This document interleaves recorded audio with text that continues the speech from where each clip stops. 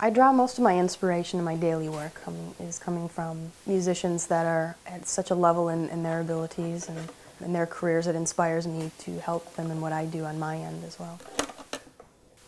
And my name is Sonja St. What I do for a living is I work violins, violas, and cellos. Specifically, I do repair restoration work, and I've been doing this for over 13 years now. I had opened up the doors for my own business with my name on the door in 2008. I had met my husband. He was working as a C-17 loadmaster in the U.S. Air Force and was stationed in Altus, Oklahoma.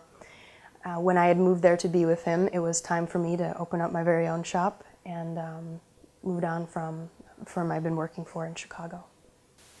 Being married to my husband, who's an airman, does have an effect on my shop schedule. Fortunately, one thing about being self-employed is I can be rather flexible with my work time and working around the customer appointments. I am very fortunate that my husband can help out very much in the shop, as he is quite a handy carpenter himself and learns quite fast and how he can be of assistance in the shop. Usually I just leave them right where the length on those are set. In these surroundings, it's, something I do to relax is I try to help my wife Sonja as much as possible. And it's here in this shop, basically, piecing back together these old instruments. She's taught me a couple different things that suit me. One of the things I do is I help her make the job easier.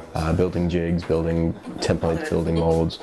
I did a bit of carpentry before I joined the military, and so that lends to that a lot.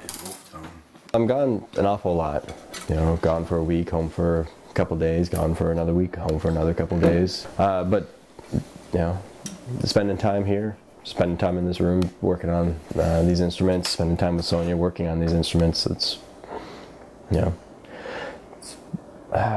bonding. One of the ways I think it helps us bond is it's always double check that. Similar interest. I've done that. This is something she grew up knowing that she wanted to do this, and turned it into a career. Most people at the age of 27 can't say they have a career, let alone been working at it for 10 years.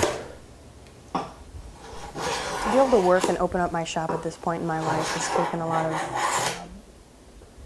of patience and persistence, hard work, including the formal schooling and training that I've had. I think it certainly helps that I've grown up playing the violin in order to understand what the customer is asking of me or what they're looking for out of their instrument.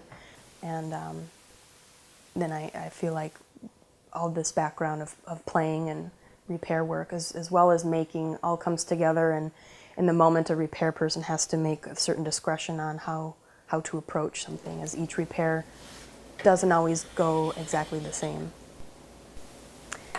As a violin maker, it just tickles me to think to be remembered in some years to come, that my instruments have a new chance at being played for another number of years.